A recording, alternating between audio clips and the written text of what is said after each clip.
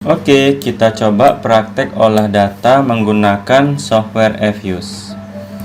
Nah, kita jalankan dulu software Efuse-nya.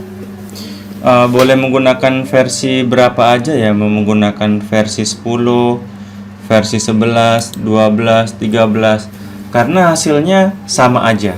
Dan cara prakteknya juga sama aja. Nah, pertama kita mau melakukan uji asumsi klasik dulu. Ini jumlah datanya ada 85 baris ya. Jadi kita buat di sini file new work file. Ini ada 85 baris kita buat observasinya. Nah, kemudian kita pilih quick, kita pilih empty group. Nah, kita pindahkan datanya, ada tato, der, npm, pbv, ln-pbv, square root, sqrt-pbv, n bilangan normal, acak, ln-n-pbv. Ini kita copy, kemudian kita pindahkan ke dalam Efuse, paste ya. Nah, jangan lupa di save ya. Nah, di sini kita mau buat regresi untuk uji asumsi klasik. Nah, pertama kita coba regress dulu ya. Pilih quick estimate equation. Kita mau regress, ini dia. PBV-nya itu sebagai Y-nya ya. Jadi PBV-nya harus di awal dulu. X1-nya tato, X2-nya der, X3-nya npm tambah konstan. Ini maksudnya regresi tato, der, npm terhadap PBV. Berarti PBV-nya ini variabel dependennya. Pilih OK. Kemudian kita mau uji normalitas ya. Kita pilih ini, histogram normality test.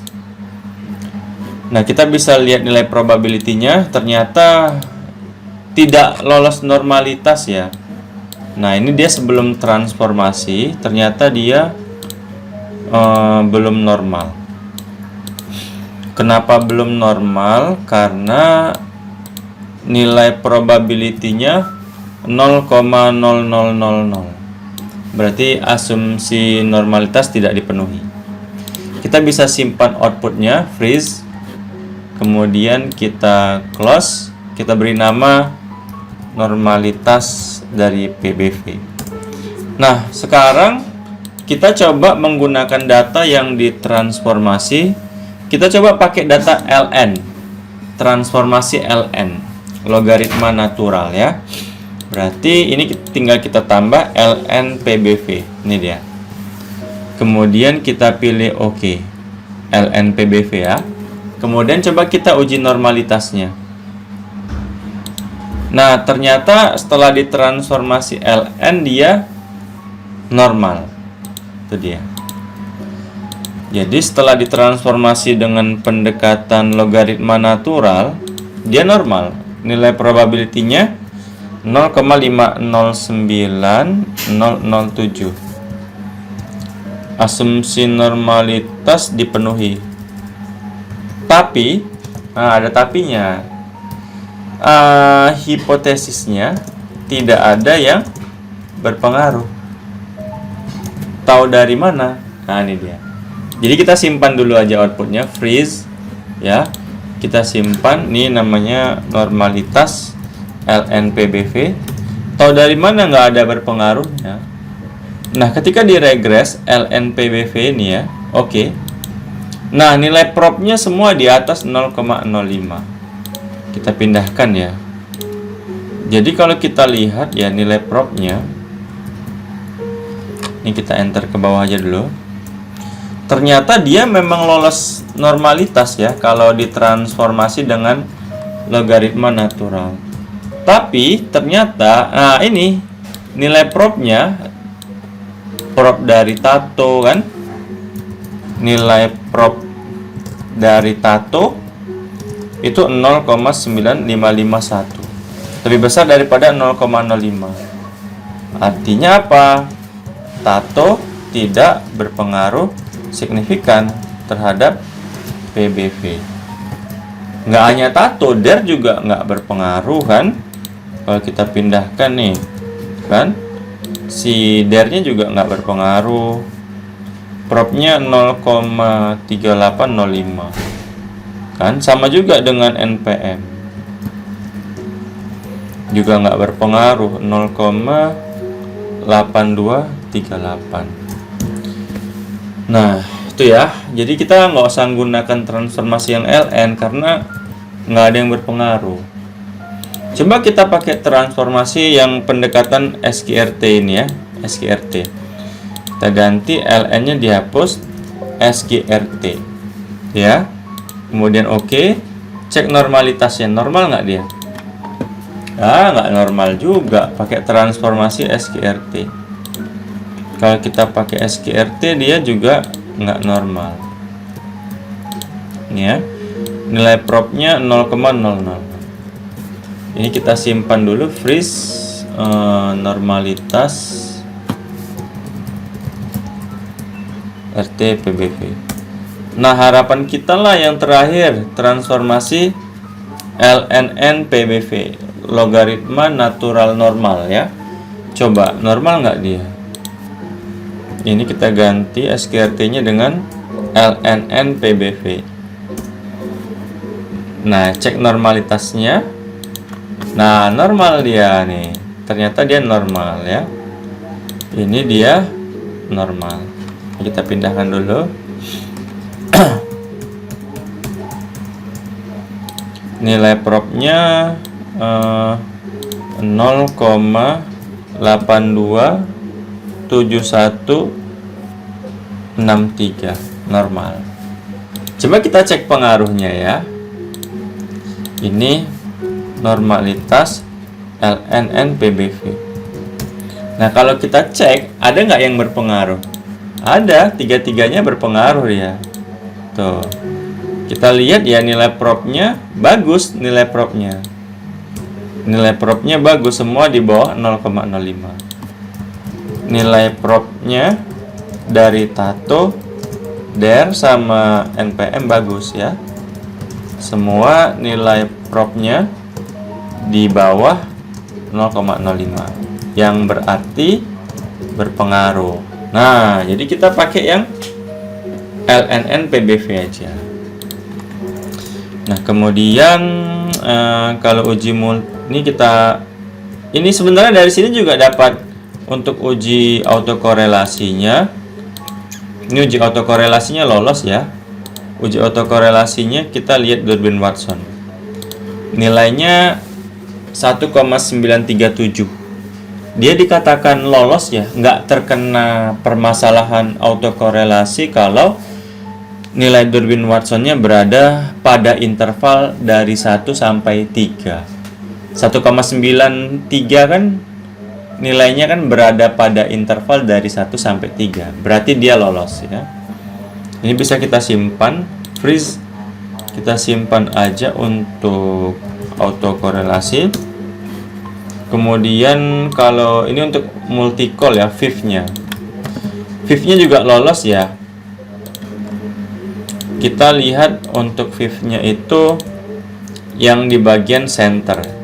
Kalau di bawah 10 dia lolos, nggak terjadi permasalahan multicol. Ini kita simpan.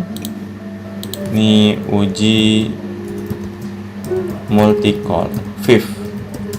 Kemudian uji heteroskedastisitas kita bisa menggunakan uji Breus-Pagan. Nah juga lolos ya. Untuk uji heteronya juga lolos. Nah karena nilai prop yang bagian ops R² ini propnya 0,9064. Kalau lebih besar daripada 0,05 berarti tidak terkena permasalahan heteroskedastisitas. Nah, barulah kita simpan ya. Ini freeze. Ini namanya uji heteroskedastisitas. Nah, sekarang kita mau melakukan regresi data panel ya. Kita save dulu aja. Nah, kalau regresi data panel ya, pilih file, new work file ya. Ini pilih balance panel. Tahunnya itu dari tahun 2020 sampai 2020.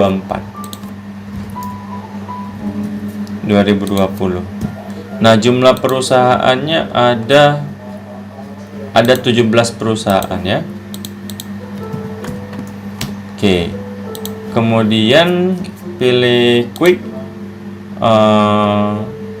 empty group ya. Empty group. Nah, kita pindahkan data tadi. Ini dia. Kita pindahkan ke sini. Nah, ini dia. Nah, jangan lupa di save ya. Kita simpan misalkan regresi untuk regresi data panel. Oke, baru kita quick estimate equation. Sekarang kita pakai LNPBV-nya, Tato, DER, NPM, sama konstantanya. Nah, ini panel optionnya non dulu ya semua untuk common effect model. Nah, ini namanya output common effect model ya. Kita pindahkan di sini ya. Common effect model. Kita simpan, freeze. Ini untuk CEM ya, common effect model. Estimate, kita mau ngambil output fixed effect modelnya ya.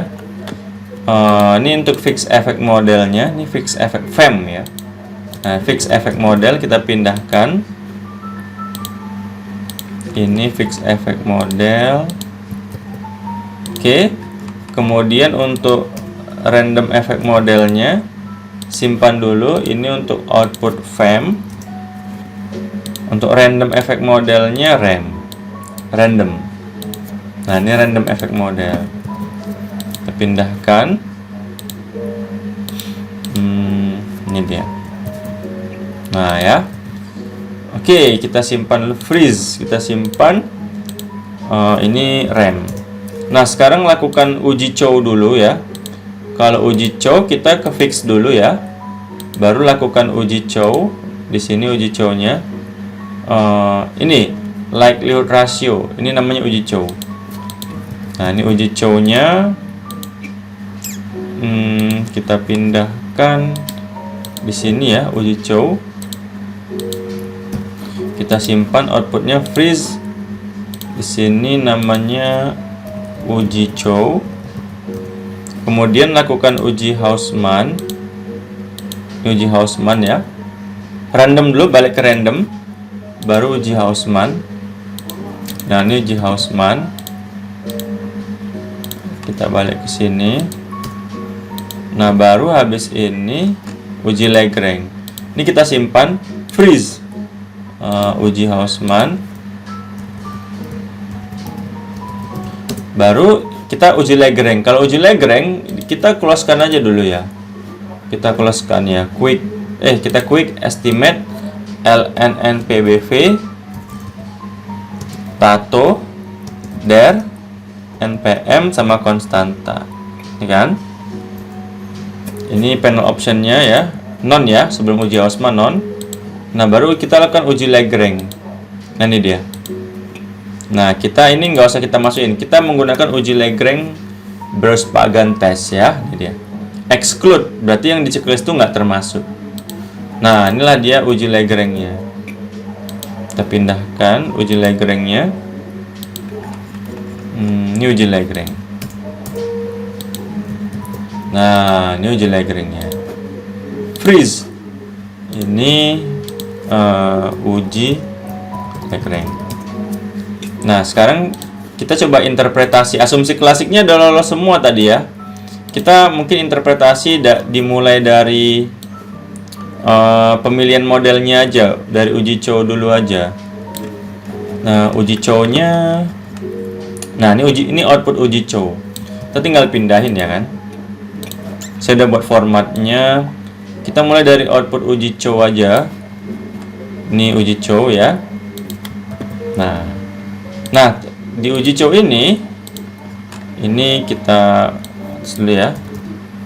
Kita lihat nilai di period chi-square-nya. Ini dia uji Chow ya. Nilai dari hasil uji Chow 0, probabilitasnya 0,7298 ya, 7298. Nah, karena di atas 0,05 maka model yang terpilih CHAMP. Jadi ada 3 model ya.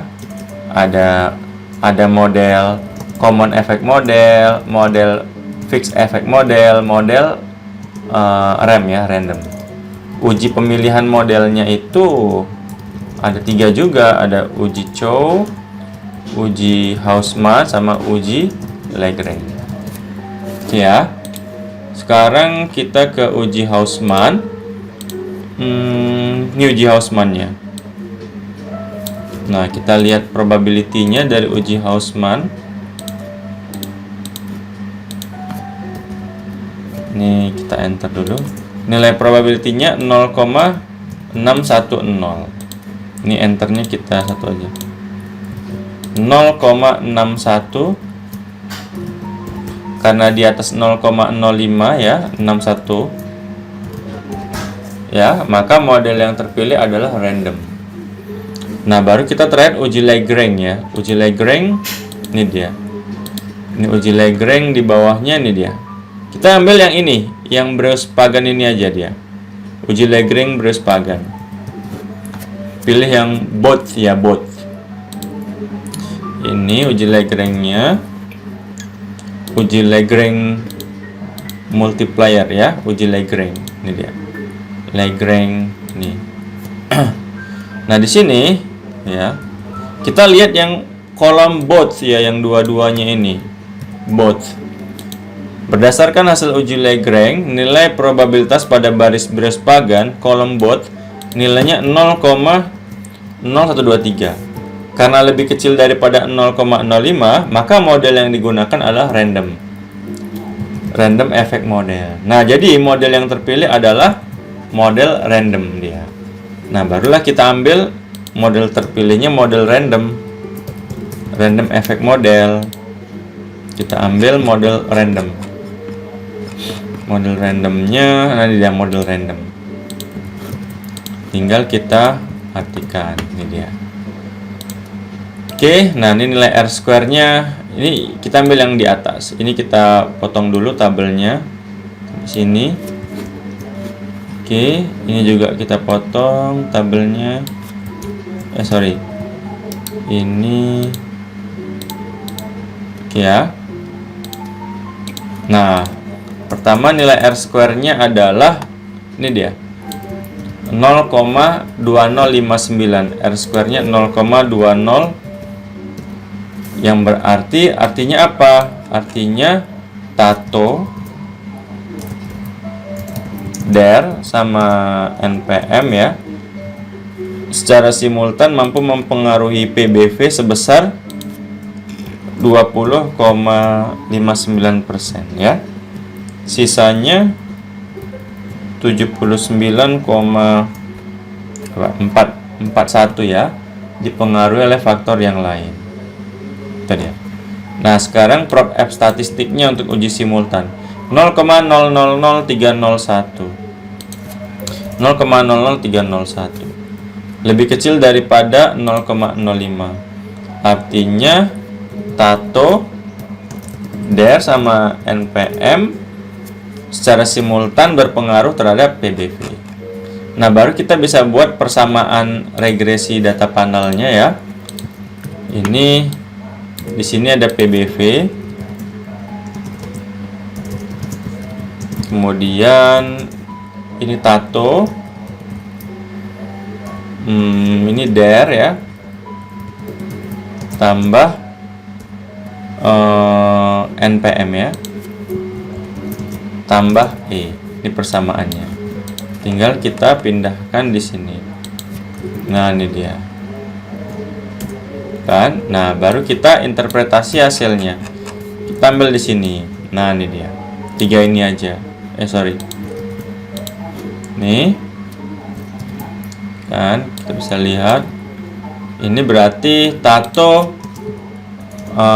berpengaruh positif terhadap PBV dengan nilai koefisien regresinya nilainya positif.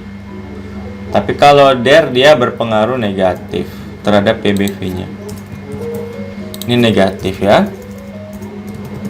Kalau NPM berpengaruh positif ya.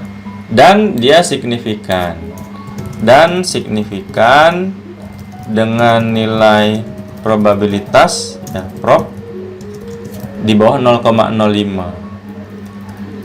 Oke, jadi hipotesisnya diterima untuk tato, untuk DER-nya juga diterima. Karena nilai probnya di bawah 0,05. Nah, itu dia. Diterima semua hipotesisnya. Ini tinggal kita pindahkan ke sini dia. Oke, seperti ini hasilnya. Jadi kesimpulannya tato berpengaruh signifikan, positif signifikan. Kalau DER berpengaruh negatif dan signifikan. NPM juga berpengaruh positif dan signifikan. Asumsi klasiknya semua lolos. Mantap.